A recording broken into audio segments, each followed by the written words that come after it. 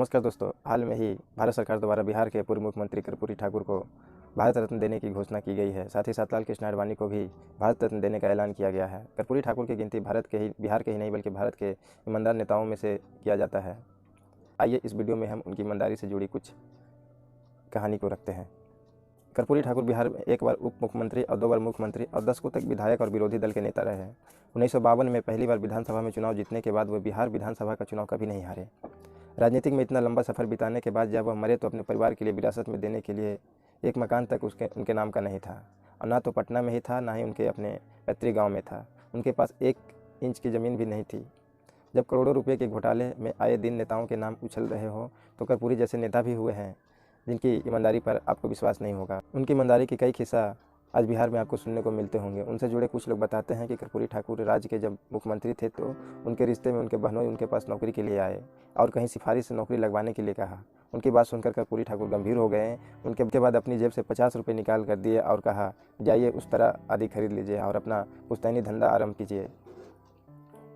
कर्पूरी ठाकुर जब पहली बार उप मुख्यमंत्री बने या फिर मुख्यमंत्री बने तो अपने बेटे रामनाथ को पत्र लिखना नहीं भूले। इस पत्र में क्या था, इसके बारे में रामनाथ कहते हैं कि पत्र में 3 ही बात लिखी होती थी। लिखा होता था कि तुम इससे प्रभावित नहीं होना, कोई लोभ लालच देगा तो उसे लोभ में मत आना, मेरी बदनामी होगी। रामनाथ ठाकुर इन दिन भले राजनीति में हो और पिता के नाम का लाभ भी मिला हो, लेकिन कर्पूरी ठाकुर ने अपने जीवन में उन्हें राजनीतिक तौर पर आगे बढ़ने का काम नहीं किया। 80 के दशक की बात है। बिहार विधानसभा में बैठक चल रही थी। कर्पूरी ठाकुर विधानसभा में प्रतिपक्ष के नेता थे। उन्हें एक नोट भिजवा कर अपने ही दल के एक विधायक से थोड़ी देर के लिए उनकी जीप मांगी। उन्होंने लंच के लिए आवास जाना था। जब विधायक ने उसी नोट पर लिख दिया, मेरी जीप में तेल नहीं है, कर्पूरी जी 2 बार मुख्यमंत्री रहे, कार क्यों नहीं खरीदते। इसका संयोग नहीं था कि संपत्ति के प्रति अगाध प्रेम के चलते वह विधायक बाद के वर्षों में अनेक कानूनी परेशानी में पड़े, पर कर्पूरी ठाकुर जी का जीवन बेदाग रहा।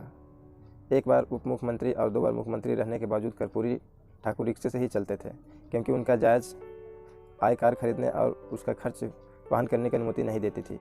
कर्पूरी ठाकुर के निधन के बाद हेमंती नंद बहुगुणा उनके गांव गए। बहुगुणा जी कर्पूरी ठाकुर के पुश्तैनी झोपड़ी को देखकर रो पड़े। स्वतंत्रता सेनानी कर्पूरी ठाकुर 1952 में लगातार विधायक रहे, पर अपने लिए उन्होंने कहीं एक मकान तक नहीं बनाया। 70 के दशक में पटना में विधायकों और पूर्व विधायकों की निजी आवास के लिए सरकार सस्ती दरों पर ज़मीन दे रही थी। खुद कर्पूरी ठाकुर के दल के कुछ विधायकों ने कर्पूरी ठाकुर से कहा कि आप भी अपने आवास के लिए ज़मीन ले लीजिए। इस पर कर्पूरी ठाकुर ने साफ मना कर दिया। तब के एक विधायक ने उनसे कहा कि ज़मीन ले लीजिए, अन्यथा आप नहीं रहिएगा तो आपका बाल बच्चा कहाँ रहेगा। कर्पूरी ठाकुर ने कहा अपने गांव में रहेगा। कर्पूरी ठाकुर के दल के कुछ नेता अपने यहाँ शादी में करोड़ों रुपए खर्च कर रहे थे, पर जब कर्पूरी ठाकुर को अपनी बेटी की शादी करनी पड़ी तो उन्हें क्या किया था। उन्होंने इस मामले में भी आदर्श उपस्थित किया। 1970-71 में कर्पूरी ठाकुर बिहार के मुख्यमंत्री थे। रांची के एक गाँव में उन्हें वर देखने जाना था। तब तक बिहार का विभाजन नहीं हुआ था। कर्पूरी ठाकुर सरकारी गाड़ी से नहीं जाकर वहाँ टैक्सी से गए।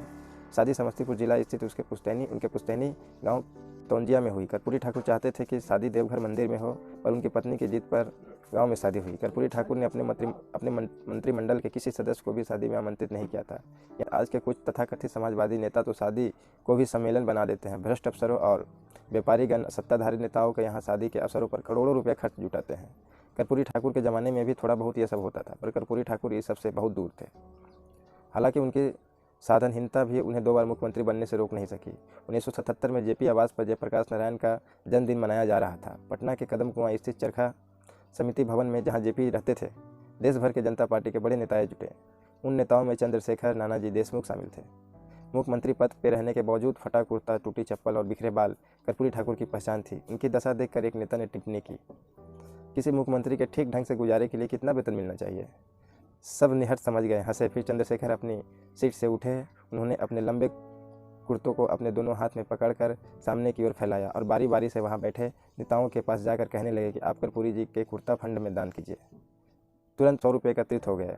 उसे समेट कर चंद्रशेखर जी ने कर्पूरी को थमाया और कहा कि आप इसे अपना एक धोती कुर्ता खरीदिए, कोई दूसरा काम मत कीजिएगा। चेहरे पर बिना कोई भाव लाए कर्पूरी ठाकुर ने कहा, मैं इसे मुख्यमंत्री राहत कोष में जमा करवा दूंगा। यानी तब समाजवादी आंदोलन के कर्पूरी ठाकुर को उनकी सादगी और ईमानदारी के लिए जाना जाता था, पर आज कुछ समाजवादी नेताओं को कम कहना और अधिक समझना।